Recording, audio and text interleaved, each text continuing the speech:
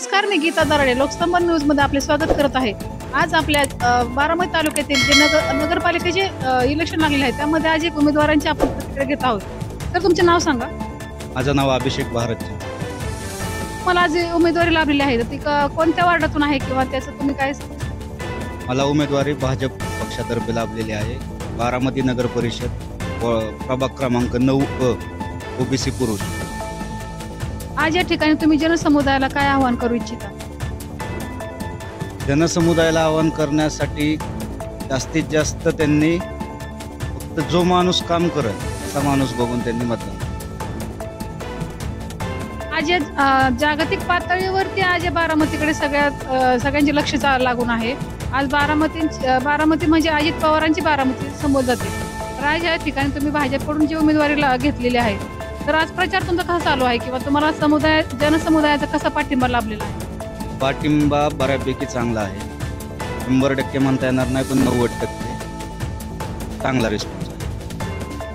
मला या ठिकाणी काम कार्य संधी मिळाली, तुम्ही आज काय म्हणून विकास करताल किंवा आज तुमच्या वार्डामध्ये काय आज विकास करणे तुमची इच्छा आहे? संकल्पना काय अशा आहेत? हो, भरपूर संकल्पना आहेत। जसं की खंडोबा नगरमध्ये अंतर्गत जेवढे रस्ते ते जास्तीत जास्त 8 ते 10 फुटाचे त्यांचं रुंदीकरण सुदृढ करणं, नंतर जो दत्तवाडी ते डावान शाळेपर्यंत जो तारेचा जो वास येतो त्याचं भूमिगतकरण करणं। जामदार रोडला सुद्धा तोच प्रॉब्लेम आहे। सगळ्यात महत्त्वाचे प्रॉब्लेम हेच आहे, त्याच्यामुळे आजार होते।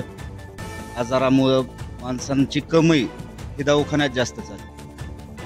आज बारामती सारख्या विकसनशील ठिकाणी देखील आज खंडोबा नगर हे बारामती मधीलच असून देखील या ठिकाणी आज गटारे नाले किंवा सगळे ओपनले आहेत किंवा आरोग्यावर या ठिकाणी प्रश्न उभा आहेत। या ठिकाणी आज तुम्ही काम करू इच्छिता तर आज तुमचा प्रचार कसा चालू आहे?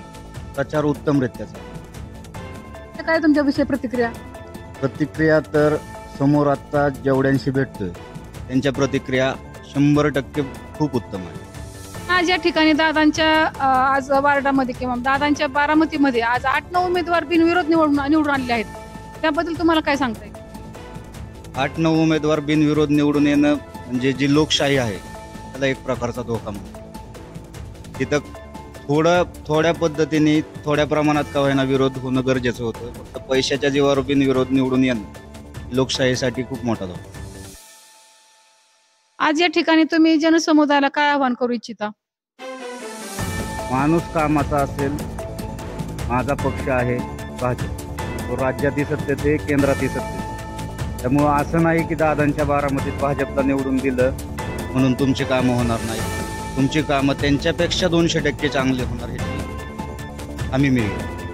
आजपर्यंत तुमच्या घरामध्ये एक राजकीय वारसा किंवा काय तुम्ही आज प्रथम या ठिकाणी उमेदवारी तुम्हाला लाभली का? आधी तुम्ही कधी होता राजकारणामध्ये? मी नव्हतो सक्रिय राजकारणामध्ये। आमच्या चुलती होत्या नगरसेविका, त्यानंतर माझे चुलत बंधू चुलत वहिनी म्हणा त्या नगरसेविका। मला जी उमेदवारी लाभली तुम्हाला काय वाटते? कसं संधी तुम्ही सोनं करता? संधीचं सोनं उत्तमरित्या केलं जाईल, कसं ते पूर्णपणे मी सांगू शकत नाही। माझं एक संकल्पपत्र आहे किंवा वचननामा आहे, त्याच्यात प्रत्येक मुद्दा दिला, त्यात 15 ते 16 मुद्दे आहेत, सगळे आपण नाही बोलू शकतो।